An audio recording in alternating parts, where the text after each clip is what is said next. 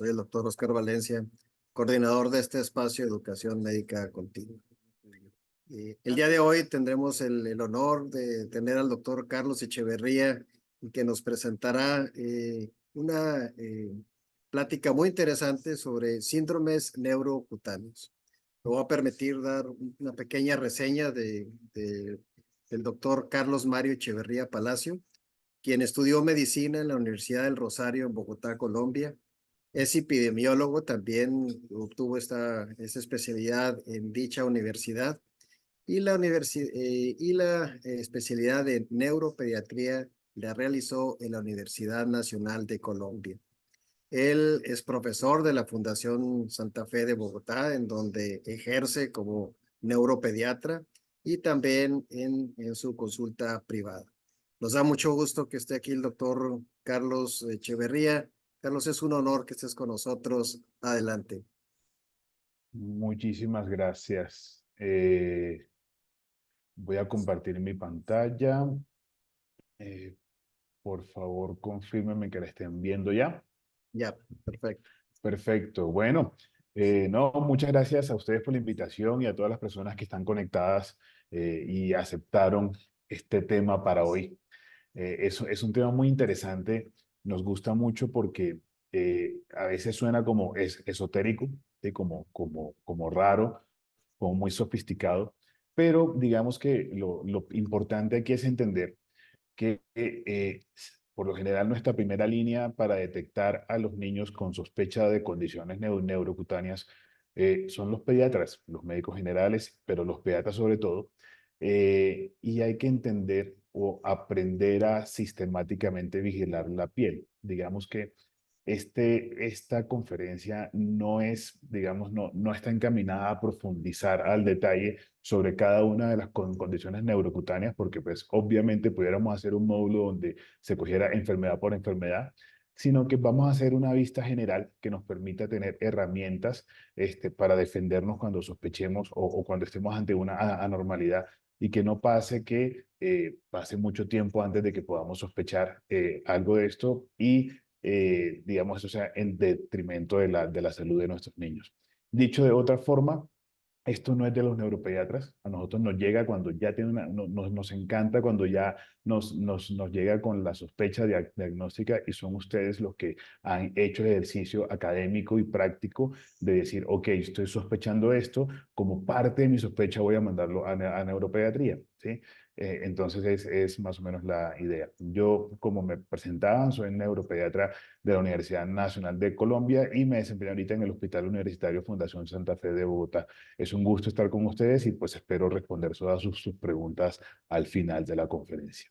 Entonces, empecemos.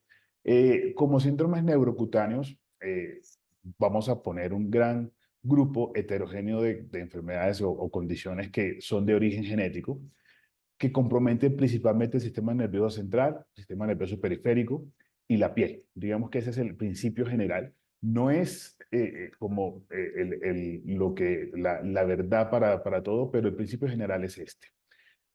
Se puede ver en forma de tumores, de máculas, de anormalidades de pigmentación, compromiso vascular o del tejido adiposo. Y como primer cambio de paradigma, son en condiciones que no necesariamente van a depender solo del ectodermo, también van a depender del mesodermo. Ahorita vamos a hacer un repaso muy general de la embriología de esto para no aburrirlos, pero pues para que tengamos en la cabeza, no solo afecta el sistema nervioso y la piel, uno, y dos, no solo dependen del ectodermo. La mirada más clásica de esto son las llamadas facomatosis, donde la gente se daba cuenta que había compromiso del sistema nervioso central y periférico con hematomas y tumores, y las primeras que se metieron en este grupo fueron la esclerosis tuberosa, la neurofibromatosis y el síndrome de von Hippel-Lindau. Pero hoy sabemos que son muchísimas más. Sabemos que, digamos, los síndromes neurocutáneos pueden ser primarios o secundarios. Los primarios per se, por ejemplo, la esclerosis tuberosa, un tuber de una esclerosis tuberosa, daña el sistema nervioso de manera primaria, hace que se predisponga a epilepsia, autismo, por ejemplo, y son condiciones que están genéticamente determinadas.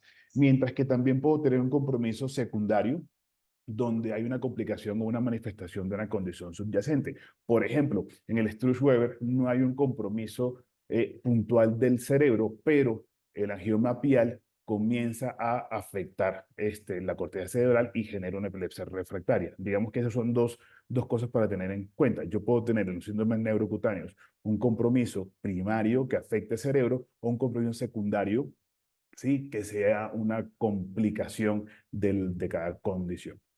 Entonces, lo más importante es que frecuentemente presentan compromiso multisistémico. Luego, entonces, es una razón más para pensar que más que un neuropediatra, que más que un genetista, lo que se necesita es que ustedes, que son los que ven integralmente a los pacientes, a los niños, tengan un esquema mental de cómo abordar multisistémicamente estas condiciones.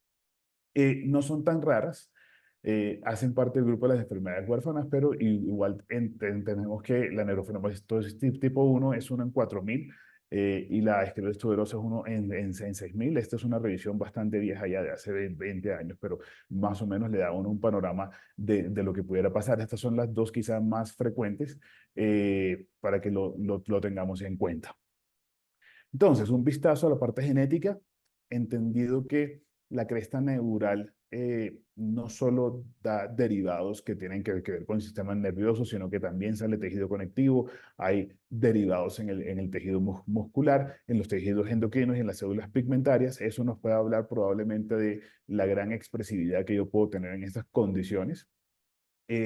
Más o menos esto es un derivado o viene de la inducción dorsal que termina en el primer mes de gestación. Y pues aquí simplemente para mostrarles en esa inducción los derivados que hay. No, como les digo, no quiero profundizar en esto porque la idea es ser más prácticos, pero esto es el trasfondo de por qué tenemos un compromiso multisistémico en algunas condiciones neurocutáneas. Este artículo me lo encontré cuando era R1, nunca se me va a olvidar, y me parecía, o sea, es un artículo extensísimo, si lo pueden bajar y tenerlo ahí, porque le da a uno un panorama general desde la epigenética de un abordaje hacia los trastornos del neurodesarrollo. Y las personas que lo hacen, la persona que lo hace pone que la epigenética es esto, ¿sí? Y podemos aplicarle epigenética a todo. ¿Sí? Entonces, desde el punto de vista epigenético, tenemos que la expresión de lo que estamos viendo de los síndromes neurocutáneos en general va a depender de una falta de regulación en el crecimiento celular. ¿Sí? Entonces, eso es lo que hace que, por ejemplo, en neurofibromatosis, las células que pintan café con leche tengan un crecimiento, digamos, exagerado, ¿sí? O, por ejemplo, todas las manifestaciones derivadas de la esclerosis tuberosa y la cascada del mTOR. ¿Sí? Entonces, para que lo tengamos en cuenta que, en últimas, cuando uno mira, todo tiene un trasfondo genético o epigenético. Los mecanismos involucrados aquí en las enfermedades neurocutáneas son casi que todos similares y se sobreponen entre sí. Básicamente vienen en la cascada de las proteínas que regulan el crecimiento celular, la cascada de RAS. De hecho, ahí cada vez está más en boga y conocemos mejor las condiciones llamadas rasopatías, que son derivadas de truncar esa vía de señalización celular dependiente de RAS y maquinasas.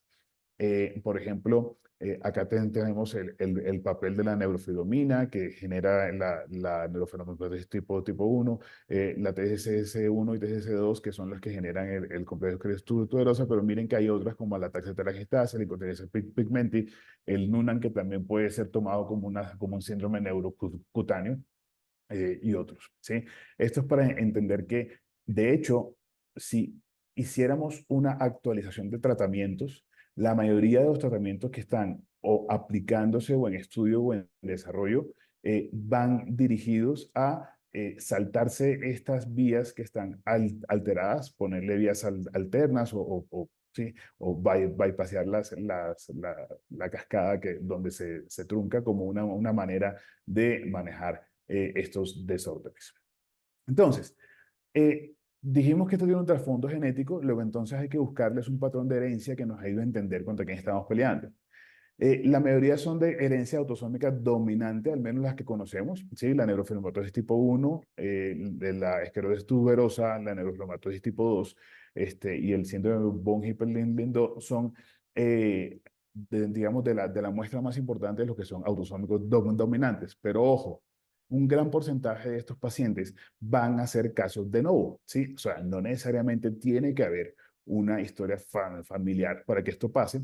Y lo otro es que en este tipo de condiciones hay un porcentaje importante de expresividad variable. Por ejemplo, tuvimos un paciente de 4 años que convulsionó por primera vez, y cuando le hicimos la resonancia encontramos hallazgos sugestivos de esclerosis tuberosa. Ese niño tenía solo una mancha blanca, ¿sí? Y cuando le contamos a la mamá me dice, doctor, es que mi hijo menor también tiene eso. Entonces miramos al hijo menor, efectivamente tenía no solo manchas hipocrómicas, sino tenía un par de manchas café con leche. Le hicimos la resonancia, encontramos también túberes, nunca convulsionado, pero entonces ya sabíamos, acá hay algo. Entonces la mamá dijo, doctor, yo también tengo manchas. La mamá nunca había convulsionado en la vida, es una profesional, ¿sí? Entonces fíjense que tenemos no necesariamente son tan floridas como nos las hemos pintado en nuestra cabeza. También tenemos condiciones neurocutáneas ligadas a X, como la incontinencia pigmentic, autosómicas recesivas, como la ataxia telangiectasia, y de herencia o de presentación esporádica, como el Sturge-Weber, ¿sí? Entonces, tengan esto como panorama general. No todas son autosómicas dominantes. Hay unas que ni siquiera se heredan, como el Sturge-Weber, por ejemplo, y hay algunas que pueden ser recesivas, pensando en estos clústeres, por ejemplo, en nuestro país, donde tenemos que algunas regiones son más endogámicas que otras. Podemos tener clústeres también de enfermedades neurocutáneas y las ligadas a X, como la incontinencia pigmentica, hay que buscarlas. Entonces, ¿qué tipos de lesiones podemos tener? Lesiones cutáneas, donde, digamos, podemos tener aumento de la pigmentación, como por ejemplo las famosas manchas café con leche, la incontinencia pigmentia o la melanosis neurocutánea. Tenemos lesiones con disminución de la pigmentación, las manchas hipocrómicas, que son características en esclerosis tuberosa, en hipomelanosis de hito, o también incontinencia pigmentia en fases avanzadas y ya de cicatrización. Tenemos tumores cutáneos en todas estas, y tenemos lesiones vasculares, como por ejemplo en estos jueves, la ataxia telangiectasia o los hemangiomas en la homocistinuria. Otras que podemos tener son hiperkeratosis, por ejemplo en el Refsum, eh, lesiones similares a rash en incontinencia pigmenti, y también tenemos hiperlaxitud o pérdida de grasa, por ejemplo en el Ehlers-Danlos, que también pudiéramos en alguna forma meterlo en este grupo. Lo importante es que siempre que encontremos manchas cutáneas o lesiones cutáneas en los niños, intentemos clasificarlas dependiendo de la forma, el tamaño, la distribución, la cantidad, las lesiones adicionales que pudieran ir, el contexto clínico de cada paciente y la historia familiar que tengamos de eso. Por ejemplo, manchas café con leche suele ser de las cosas que más nos mandan a la consulta externa. Sí, entonces, por ejemplo, sabemos que la población general puede tener 2 a 3 manchas café con leche. Nos preocupa cuando son más de 6, y eso lo sabemos, pero no solo por cantidad, sino por la forma, ¿sí? En general, las lesiones, las manchas café con leche que nos hacen pensar en neurofibromatosis son lesiones definidas, de bordes claros, no tan certiginosas como, por ejemplo, puede ser las lesiones en esclerosis tuberosa. En cuanto a distribución, una cosa es que tengamos esas manchas, 4 o 6 manchas en toda la economía, y otras que tengamos 30 manchas solo en un pedazo de acá, que nos puede hablar de una condición segmentaria, ¿sí? Las lesiones adicionales, cuando yo tengo manchas café con leche, tengo que buscar, por ejemplo, pecas axilares inguinales, o sea, pecas en zonas no expuestas al sol. Y el contexto clínico, porque llegó el paciente, es un paciente sano, y la historia familiar que tengamos. Otro niño también, digamos, con esclerosis tuberosa, hemos tenido varias sorpresas. También por una primera crisis, le preguntamos a la mamá por las otras cosas que encontramos. De hecho, ese niño no tenía manchas, sino que sospechamos a partir de los hallazgos del electro, y luego lo confirmamos con la resonancia. Eh, Le preguntamos a la mamá por las lesiones características que pueden tener, y la mamá nos decía, doctor, el papá tiene nacidos en las uñas. La hermana del papá también. Y el papá tiene los dientes picaditos y convulsionó con fiebre cuando era chiquito. Y uno dice, ok, aquí hay más cosas. La historia familiar siempre es importante. Pensando en el diagnóstico o en la sospecha clínica más frecuente, este es un artículo de las clínicas pediátricas de Norteamérica donde nos hablan de cómo abordar las manchas café con leche, ¿sí? Partiendo nuevamente del esquema que les pongo aquí, forma, tamaño, distribución, cantidad, lesiones adicionales, contexto clínico, historia familiar. Miren lo que les decía. Son manchas de bordes definidos, ¿sí? Yo les digo siempre a los pacientes, no es como un mapa de Colombia, ¿sí? Que es como tan accidentado y con punta, no. Es más una lesión casi que ovalada, ¿sí? Que puede estar distribuido en varias partes, ¿sí? De hecho, cuando tenemos dos o tres, tenemos que vigilar que no salgan más. Hay algunas que pueden ser ya grandotas, ¿sí? Aunque, por ejemplo, cuando las personas tienen solo una como esta que están viendo aquí y no tienen de las otras, no es algo por lo cual tengamos que preocuparnos tanto, pero igual hay que buscarle. Y pues, si vienen acompañadas de otras cosas, acuérdense de manera puntual de las pecas en zonas no expuestas al sol, como las axilas y las ingles. Hay que buscar, este es un flujograma. Hay una condición que se llama el síndrome de Legius, que solo son manchas café con leche. La persona puede tener 2 millones de manchas, pero solo son manchas, ¿sí? No hay ningún otro criterio para la neurofibromatosis. Entonces, ellos parten de tener 6 o más manchas café con leche y después de eso, si son típicas o atípicas, refiriéndose a la forma de la mancha, sobre todo, y a la presentación, o sea, que se presenten como la que habíamos visto, bordes definidos y que sean más de 6 y el tamaño. Si son típicas, después pasan a la distribución. ¿Es segmentaria? ¿Sí? ¿O están en todo el cuerpo? Si es segmentaria, pues pensamos en mosaico, pensamos en una y otras cosas. Si no es segmentaria, esas son las que más pueden tener que ver con neurofibromatosis. Rasopatías uno puede sospechar, por ejemplo, cuando hay más anomalías menores asociadas que no vienen en el combo de la neurofibromatosis. Cuando son de distribución atípica, básicamente podemos tener el resto de las rasopatías y el Legius o una neurofibromatosis en mosaico, pero digamos que ya no es tanto el clásico, el cuadro clásico de la neurofibromatosis tipo 1. Me pareció muy interesante este flujograma por eso. Y luego, nuevamente, tengan en la cabeza, les voy a mostrar este cuadrito como toda la presentación, porque lo más importante es que tengamos este esquema mental para abordar las lesiones. Claramente, esta no es una mancha café con leche, sino es una clásica mancha vino o porto. Si vamos a la forma, pues es una forma que más o menos respeta, por ejemplo, la línea media, solo está en la mi cara derecha, y si le ponemos anatomía a esto, está comprometiendo la rama 1 y la rama 2 del nervio trigémino. Tocaría ver con el niño despierto si tiene un compromiso de la esclera, ¿sí? Pues la cantidad es solo uno. Lesiones adicionales, nuevamente, buscamos entonces en ojo y aquí mandatoriamente tenemos que hacer una resonancia, que esa resonancia debe ser contrastada para poder entender que tenemos para poder descartar que tengamos el angioma pial. Contexto clínico, ¿por qué llegó este paciente? Si este paciente, por ejemplo, tiene una primera crisis donde se quede mirando a la izquierda o se le mueva la manito izquierda, tenemos una epilepsia focal, ¿sí? Así sea con una primera crisis casi que sin tener electro. ¿Por qué? Porque entendemos que la probabilidad de que este niño tenga un compromiso en el sistema nervioso es bastante grande. Historia familiar, ninguna. ¿Por qué? Porque el Sturge-Weber, que es a lo que corresponde esto, es una mutación somática más no germinal. Luego, entonces, no tenemos, o sea, eso es lo que condiciona que tengamos una herencia esporádica. Luego, entonces, ni este niño tiene más riesgos de recurrencia en su descendencia, ni tiene que haber historia en la familia. Ahora, también es un clásico. Esta es una adolescente que tiene esta acné que no es acné, ¿sí? Y la gente muchas veces lo dice así. Es un acné que no es acné, doctor, porque no le sale el puntico blanco del acné. Estos son angiofibromas faciales típicos de la esclerosis tuberosa, ¿sí? que comienzan a estar presentes de los 8 años para arriba, ¿sí? Ojo, si un niño de 3 años no lo tiene, ¿sí? No necesariamente significa que no tenga esclerosis tuberosa.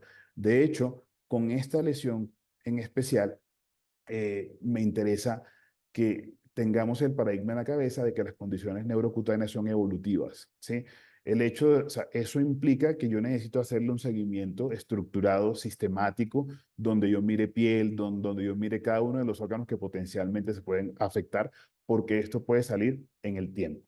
Entonces, aquí en forma ya sabemos que son pápulas, ya sabemos que tienen una distribución principalmente en la cara, la cantidad son incontables. Lesiones adicionales, todas las que ustedes quieran, tienen que buscar máculas, tienen que buscar dientes, tienen que buscar uñas, tienen que buscar cerebro, tienen que buscar riñones. Esta es una niña, ¿sí?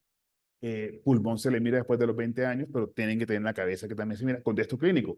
Probablemente esta mujer quizá no sea la más brillante en el colegio, puede tener fallas escolares, ¿sí? O puede tener dificultades en socialización. Acuérdense que la esclerosis tuberosa se asocia un montón a trastorno del espectro autista y puede tener una historia de epilepsia, ¿sí? Historia familiar, pese a que la mayoría de casos son esporádicos, perdón, son de nuevo, perdón, también podemos tener una historia como la que ya hemos hablado previamente. Eh, Estas manchas, por ejemplo, que nos hablan de incontinencia pigmentaria en los diferentes estadios de evolución, eh, es, en cuanto a la distribución, me interesa que estemos familiarizados con el contexto de las líneas de Blaschko, ¿sí? Las líneas de Blaschko tienen que ver con esas vías migratorias que embriológicamente tuvieron las células pigmentarias de la piel, y que de una u otra forma, en cosas como el hipomelanosis de Hito o en condiciones como la incontinencia pigmenti, se van a ver representadas. Aquí lo que estamos viendo es en las primeras dos, en las primeras tres son la misma persona, ya en la cuarta no estoy seguro, pero muestra la evolución de la lesión, donde yo tengo etapas que inicialmente es un rash, acuérdense, o se parece a un rash, luego se vuelve papular y luego tiene esas fases degenerativas donde lo que queda finalmente es una mancha hipocrómica con atrofia de la piel. Viene en el paquete la incontinencia pigmentaria. Aquí también nuevamente las líneas de Blasco. Nótese que aquí tenemos una franja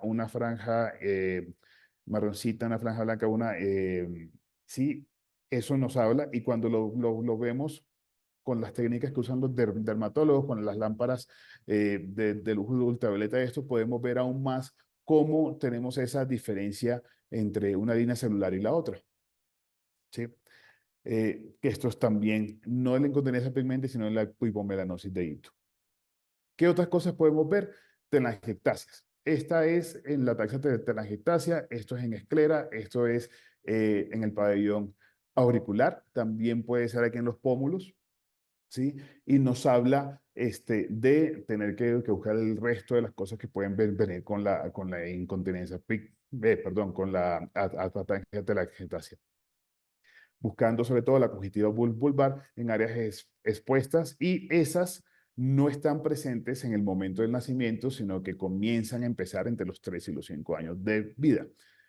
Uno piensa que atrae telangiectasia y piensa solo en telangiectasias, pero no, también pueden traer manchas café con leche, también pueden tener máculas blanquitas, neos melanocíticos, y ese rash facial maculopapular también lo pueden tener. O sea, acuérdense que aquí podemos tener varios tipos de manifestaciones y no solo uno. Esta tabla un poco estéril simplemente para que tengan en cuenta que no solo la neurofibromatosis tipo 1 y la esclerosis tuberosa se asocian a tumores, ¿sí? Sino que gran cantidad, como todas las condiciones neurocutáneas, tienen que ver con disregulación de crecimiento celular. Yo puedo tener diferentes tipos de tumores asociados a cada una de ellas. Por ejemplo, en ataques de telangiectasia, linfomas, leucemias, carcinoma vasocelular, ¿sí? Y así sucesivamente en todas estas. Digamos que esa fue la parte general. Vamos a profundizar un poquito en tres de las más frecuentes, en neurofibromatosis tipo 1, esclerosis tuberosa y en Sturge-Weber. Quizá la más famosa de estas es la neurofibromatosis tipo 1, de la cual existe una gran desinformación hasta el sol de hoy, porque fueron erróneamente clasificados como neurofibromatosis tipo 1 históricamente. Algunos pacientes que lo que tenían era síndrome de Proteus, que es una condición mucho más deformante. Y entonces cuando la gente busca neurofibromatosis, muchas veces encuentra estas descripciones clásicas o piensan en el famoso hombre elefante y estas cosas que no necesariamente van a pasar, y que lo primero que tiene que lidiar uno en la consulta es explicarle a los papás: esto no va a pasar de esta manera, ¿sí? Y miren que las descripciones de los neurofibromas son tan viejas como 1882.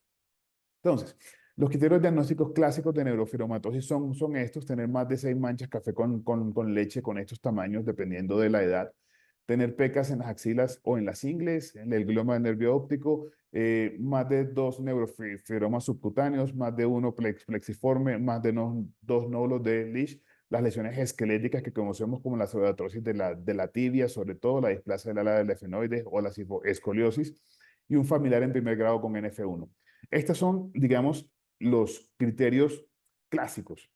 Hubo una revisión de estos criterios en 2021, donde básicamente los partieron en dos. Criterios de tipo A, ¿sí? Que el diagnóstico se hace con tener 2 o más de estos, donde están estos 3 que ya los teníamos.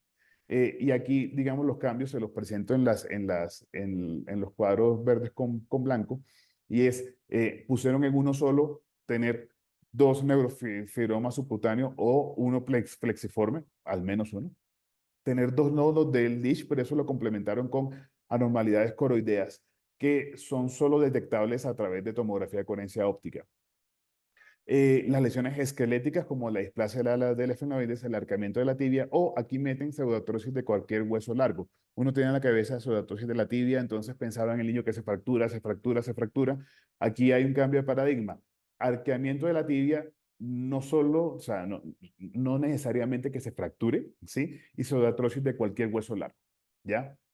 El otro gran cambio de paradigma es este, y es que metemos un criterio genético dentro de los posibles criterios de neurofibromatosis.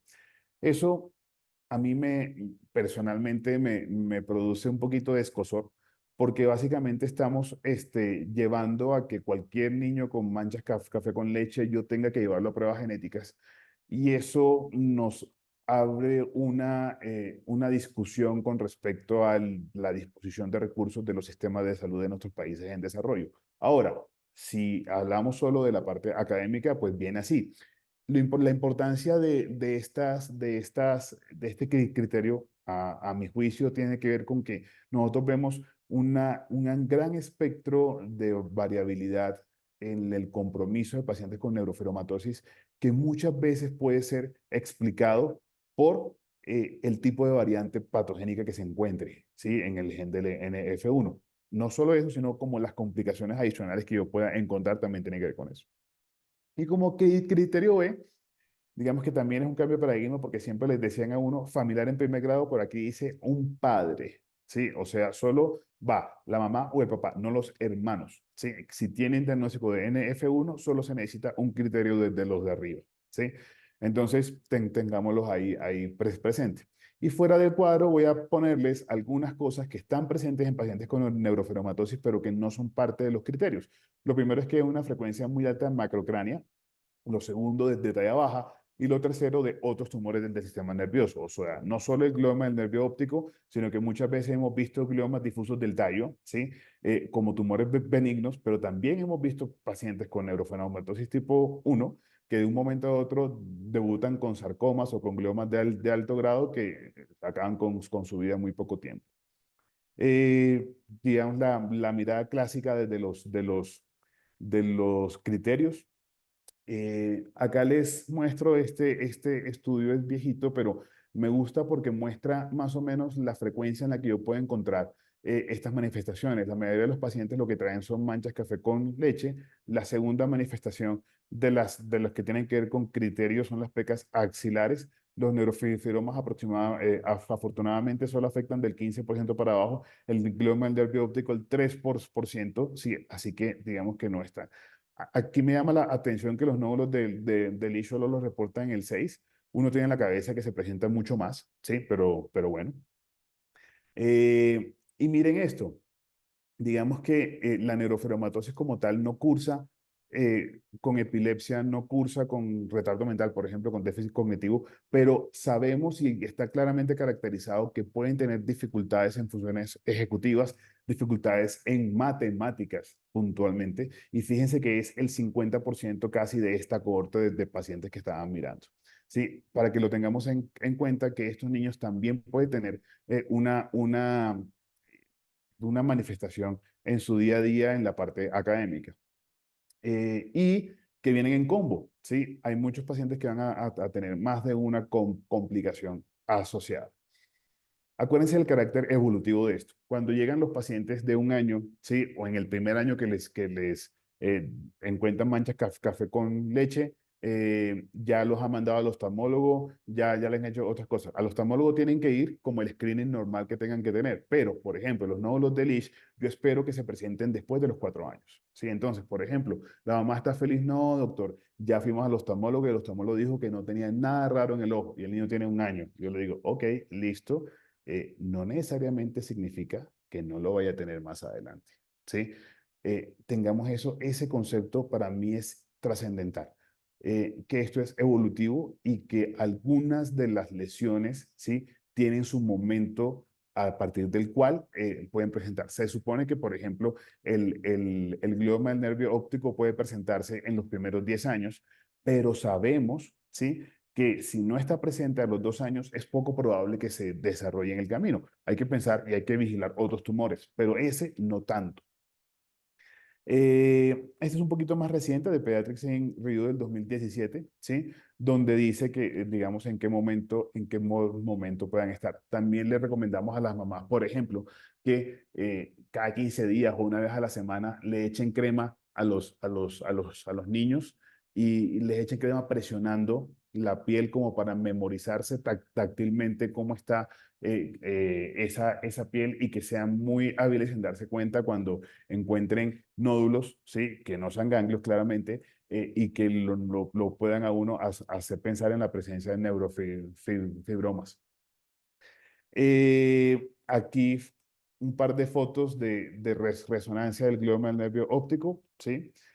No es solo acá, como lo estamos viendo, sino que puede ser de toda la vía. Frecuentemente se mete al temporal y ese desastre en el temporal, lo grande que es. Y ahí, digamos, lo que hace difícil del manejo de esto es que muchas veces condiciona ceguera, ¿sí? Y digamos que el manejo no es quirúrgico porque esto es un glioma difuso que afecta, no tiene bordes definidos, no es resecable. Pero acuérdense que no solo tenemos ese tipo de manifestaciones, sino que tenemos otras. Estas son muy frecuentes, estas que están aquí. No sé si alcanzan a ver mi puntero. Aquí está la vacuolización de la mielina. Esto que vemos acá, muy frecuente en los ganglios de la base. Y esa lesión de manera puntual tiene la característica de que yo la puedo ver, por ejemplo, en un paciente a los 8 años y a los 15 le hago otra resonancia y ya no está. Otros tumores malos, ¿sí? De manera anecdótica, pero dramática, hemos tenido pacientes con síndrome Moyamoya-like en contexto de neurofibromatosis. De hecho, es el contexto en el que más frecuentemente lo encontramos, ¿sí? Moyamoyas puros no hemos visto, sí, pero sí moyamoyas asociados a neurofibromatosis. Y es una condición muy grave y que afecta mucho la calidad de vida de los pacientes. También hemos visto neurofibromas que se meten en el cerebro, ¿sí? Neurofibromas flexiformes. No es lo más frecuente, afortunadamente, suele ser en personas que tengan, digamos, fenotipos muy marcados de neurofibromatosis, sobre todo en la segunda década de la vida, pero pues ahí lo tenemos. Los nódulos de Ehrlich, que si fuéramos arios, fuera fácil de ver, pero en nuestra población chipcha, como decimos acá en Colombia, la forma más fácil es mandarlos al oftalmólogo porque se hace con lámpara de hendidura. Eh, la displasia del ala del efenoides, que básicamente es un efenoides, un ala mayor del efenoides más delgada que no ofrece una resistencia al crecimiento cerebral y protruye por ahí el polo temporal, haciendo que presionando hacia afuera la órbita, ¿sí? Digamos que esta es la lesión que más se parece a Quasimodo, el jorobado de Notre Dame. Por eso, digamos, las confusiones con los otros síndromes de los que estábamos hablando. Importante esto para tener en cuenta, y es que hay protocolos de la Academia Americana de Pediatría para el seguimiento de estos pacientes, donde dependiendo de la edad de los pacientes, podemos ver, mira, toda la cantidad de cosas que hay que buscar, ¿sí? eh, que monitorizar el crecimiento, desarrollo, el tamaño de la cabeza, el examen neurológico, todo, ¿sí? Pero además los hallazgos como las ayudas, perdón, como neuroimagen, ¿sí? Que después del año se hace anual, ¿sí? Eh, Llega un momento en el cual estamos tan tranquilos con las cosas que han pasado que si no hay síntomas las hacemos bianuales o cada 3 años, pero esta es la recomendación que ustedes deberían tener muy en cuenta. Pasamos un poquito rápidamente a esclerosis tuberosa, una condición mucho más, que compromete mucho más el sistema nervioso que la neurofibromatosis en general. Tenemos un diagnóstico genético o definitivo, que es la identificación de mutaciones patogénicas en el TSC1 o el TSC2. Dicho de esa forma, es muy improbable tener mutaciones en estos genes y no tener síntomas, ¿sí? Y solo el 10% de los pacientes con esclerosis tuberosa no van a tener mutaciones en estos genes. Son más severos los fenotipos derivados de la alteración del TGC2 que el TGC1, ¿sí? Digamos que este tiene un compromiso multisistémico mucho más amplio y la idea es que si tenemos dos criterios mayores, tenemos diagnóstico o si tenemos uno mayor y dos menores, ¿sí? Y diagnóstico posible es aisladamente con uno mayor, ¿sí? O las combinaciones que ustedes pueden ver aquí. Esta imagen me encanta porque es la gráfica que nos dice que estos son más que cerebros, luego entonces necesitamos un grupo multidisciplinario a cabeza de un buen pediatra, ¿sí? Que sea quienes manden la parada con respecto al seguimiento de estos pacientes. Eh, los fenotipos moderados son uno en 12.000, uno en 14.000, mientras que y los fenotipos leves son uno en 6.000. Afortunadamente los fenotipos leves a veces andan por ahí y ni siquiera los hemos visto. Sí, lo que hablábamos un poco de que es más severo la mutación en el TS2 que en el TS1. Me encanta también esta gráfica porque nos habla de la línea de tiempo en la cual pueden surgir las manifestaciones. La gran mayoría de diagnósticos prenatales que tenemos de esclerosis tuberosa vienen a partir del hallazgo de rabdomiomas cardíacos. ¿Sí? Encuentran el rabdomioma en la ecografía desde semana 19, desde semana 20, y de ahí se hace todo el screening. Inclusive a veces le hacen resonancia fetal y podemos ver túberes ya en resonancia fetal. Sí, los rabdomiomas son básicamente la única manifestación que va a regresar solo. De hecho, solo tienen indicación quirúrgica cuando hay un compromiso de la parte eléctrica del corazón. Pero esto es para que lo tengan en cuenta por ese lado. La gran cantidad de manifestaciones que puede tener la esclerosis tuberosa, las manchas en cualquier tipo de distribución, las manchas en confeti, los angiofibromas faciales que ya hayamos visto, la placa Sjagrin, que es, digamos, esta placa que es más reseca, que está en la espalda o en la panza, lo pueden tener, ¿sí? Estos eran los nacidos de las uñas que decía la mamá de mi paciente. A mi juicio son muy feitos, ¿sí? Pero pues, hombre, hay que buscar eso. Los dientes picados son estos. Estos son por TAC en la derecha y en espécimen de autopsia a la izquierda los nódulos subependimarios, estos los túberes, estos que se ven aquí. Esta es una secuencia con información T2 de una resonancia y estos son T1 donde se ven hipointensas acá e hiperintensas acá. Este es el SEGA, muchas veces, que es el astrocitoma de células gigantes, que es un nódulo subependimario que está muy cerca del agujero interventricular y que puede generar por crecimiento hidrocefalia. Ahí está. Nuevamente unas resonancias más actuales con los hallazgos que les contaba. Y pues acordarnos que la incidencia de epilepsia en esclerosis tuberosa y síndrome de West puntualmente es muy alta.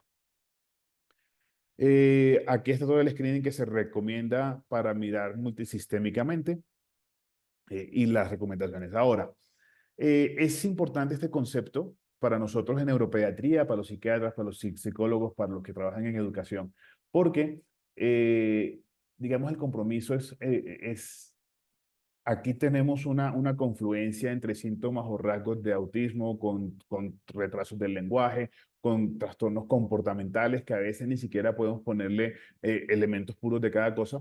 Así que es importante mirar, porque esto puede tener en la esfera comportamental un montón de manifestaciones, en la esfera intelectual un montón de manifestaciones. Algunos se pueden mostrar en forma de ansiedad, otros como depresión, otros como TDAH, otros como autismo. Algunos solo se van a ver en forma de dificultades en aprendizaje, ¿sí? Así que hay que intentar mirar no solo la resonancia del hombre, sino mirar cómo se está portando en su día a día, ¿sí? Un poquito ir más allá, ¿sí? Caracterizar con pruebas neuropsicológicas, dependiendo de la edad, sus capacidades para poder establecer estrategias que nos ayuden a sacar lo mejor de ellos en el colegio. Así que esta mirada de 2015 en Lancet, pero es importante que tengamos en la cabeza que es mucho más que manchas y tú eres la esclerosis tuberosa, sino que hay que buscar un abordaje integral de estos pacientes. Por último, el síndrome de Sturge-Weber, que tiene una frecuencia de 20 a 1 a 20.000 a 50.000 recién nacidos vivos, es esporádico. Tiene tres tipos, eso solo lo supe cuando revisé esto, dependiendo de lo que tenga. Entonces, si yo tengo el angioma facial más el angioma pial o ocular es el tipo 1, si yo solo tengo el facial es el tipo 2 y solo tengo el angioma pial es el tipo 3. Pensaría yo que lo más difícil de diagnosticar es el tipo 3, pero bueno. Aquí están las manifestaciones claras. Acuérdense que puede afectar cualquiera de las tres ramas del trigémino, ¿sí? Y cuando afecta la primera rama, o sea, B1, ¿sí? O 5.1, como ustedes lo quieran llamar, es cuando más riesgo de tener el angioma pial hay. Cuando es B2 o cuando es B3, aisladamente, es poco probable que tenga cerebro también comprometido.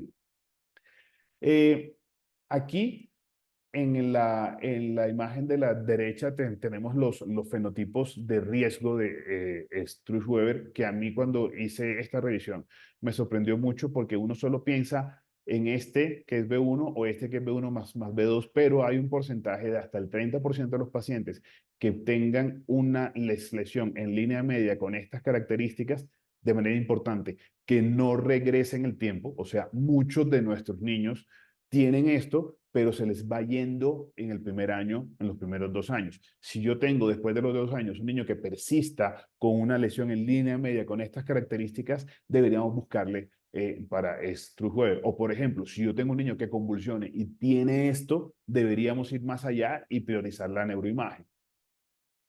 ¿Y por qué pasa? Porque los remanentes de la formación de las vascular que va ligado al nervio trigémino no regresan. Digamos que tenemos una persistencia de la circulación, entre comillas, embrionaria, ¿sí? De esa formación de esos vasos.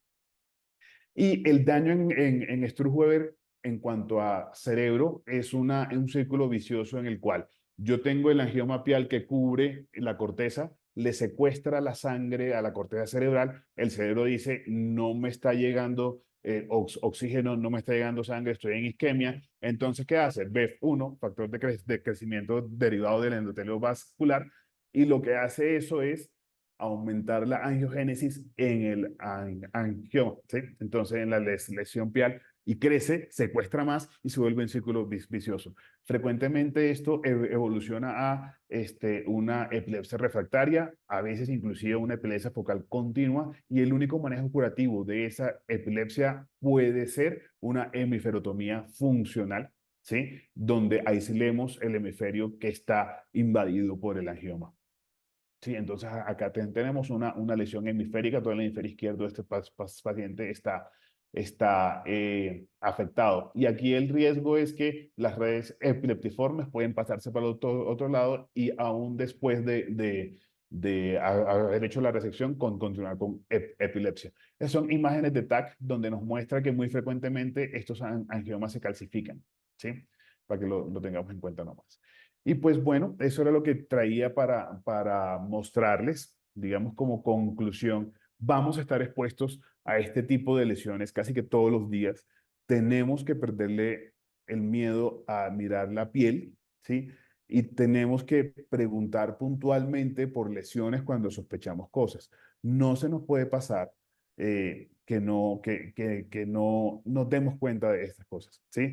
¿Por qué? Porque pues, básicamente podemos estar privando al paciente de un manejo precoz de algunas cosas que sí tienen manejo y de la información a la familia de que esto no es una simple convulsión, sino que puede venir con más cosas, o nos estamos privando, por ejemplo, de hacer un barrido multisistémico que nos permita detectar precozmente que yo no tenga un compromiso de riñón, que yo no tenga un compromiso de otros órganos, por ejemplo, la esclerosis tuberosa. Eso es lo que te tenía para mostrarles. Cualquier cosa que necesiten a través del correo me pueden contactar o pues inclusive en redes si quieren hablar más informalmente a la orden. Esta es una imagen de nuestra ciudad a través de nuestro hospital universitario.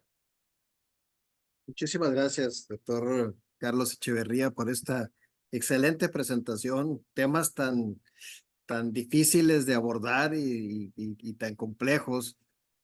Los has mostrado de una manera muy sencilla, ¿verdad? O al menos tratar de tenerlo, los puntos No más es fácil, no importantes, es fácil. no, para el pediatra, ¿verdad? Pero ha sido una síntesis muy interesante y sumamente bien lograda.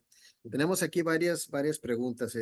Una de ellas es, cuando estamos frente a un niño con manchas, café con leche, ¿cuándo empezar el abordaje?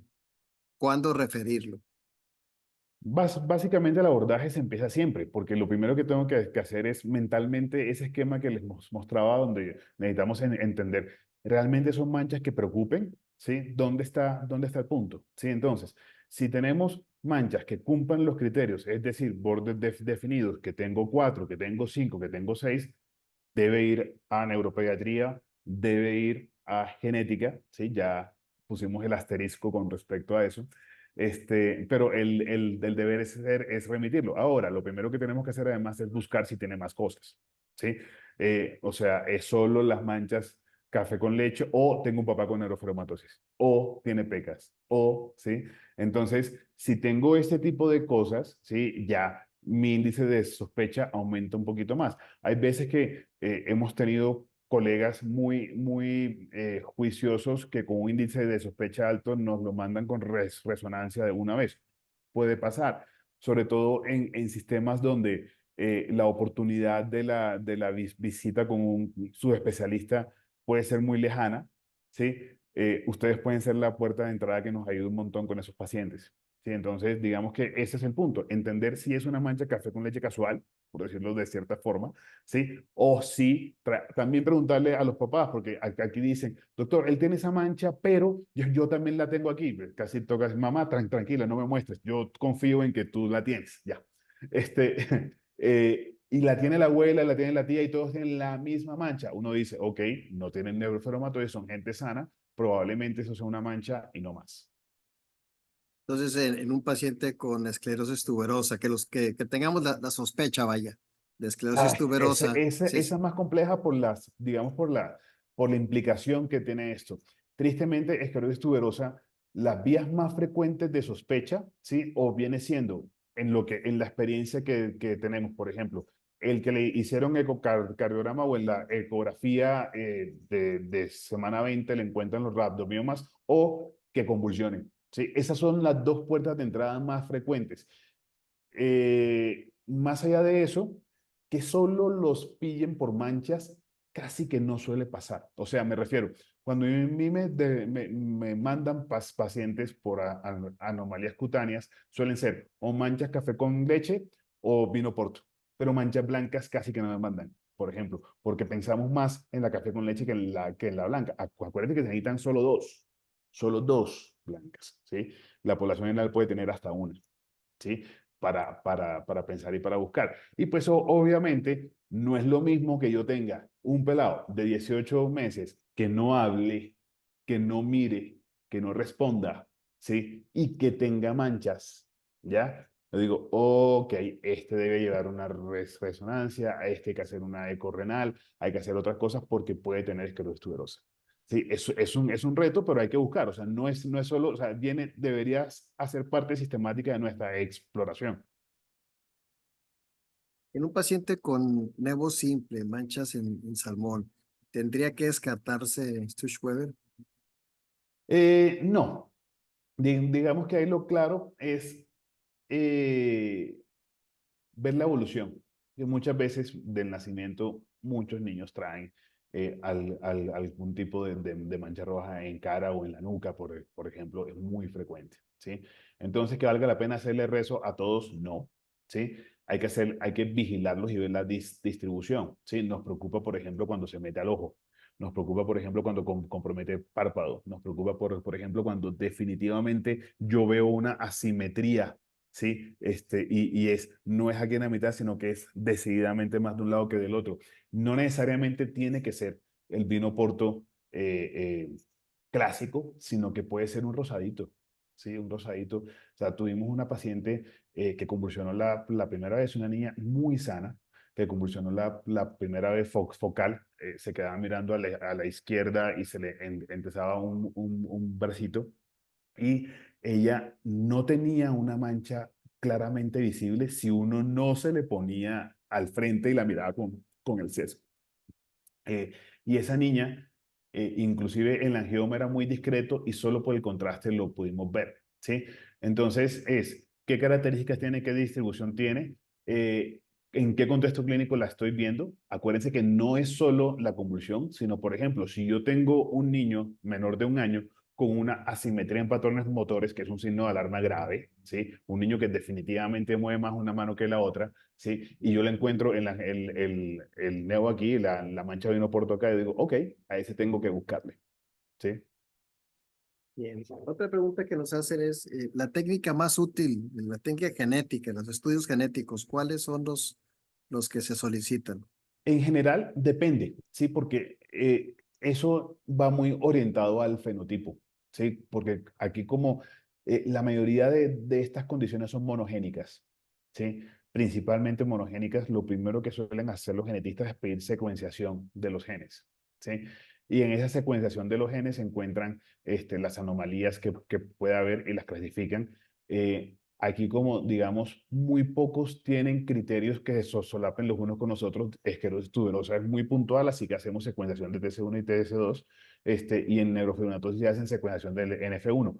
Cuando, por ejemplo, hay manchas café con leche, pero hay otras cosas fenotípicas que lo hagan pensar uno, no en una neurofibromatosis típica, sino en más cosas. Viene en combo con otras cosas que no están en los criterios. Se puede hacer un panel de rasopatías, ¿sí? También o cuando tenemos varias anomalías menores asociadas con una hibridación genómica comparativa, o sea, un array, también puede ser útil para mirar zonas de pérdida o de ganancia grandes. Bien. Otra de las preguntas es en cuanto al pronóstico en el paciente adulto con neurofibromatosis. ¿Cómo es la transición que debe hacerse entre el pediatra y el internista y el neurólogo pediatra con el neurólogo de adultos? Ese es un campo donde tenemos tanto por hacer en cualquier ámbito de la neurología y de la pediatría.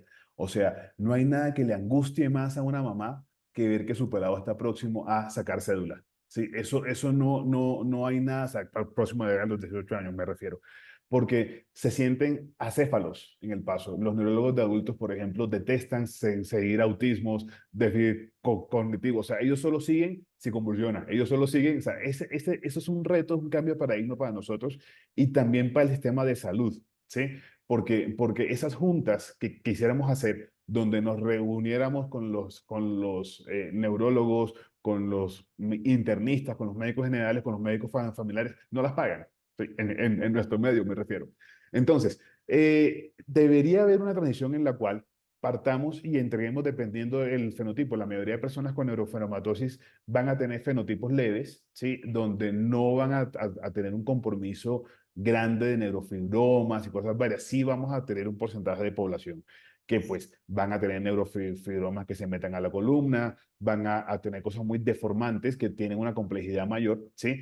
Pero la idea es que hiciéramos una reunión de empalme o al menos una suerte de informe o de carta de remisión o de resumen, ¿sí? Donde le dijéramos al colega, mira, te estoy mandando esto, hemos hecho esto, ¿sí?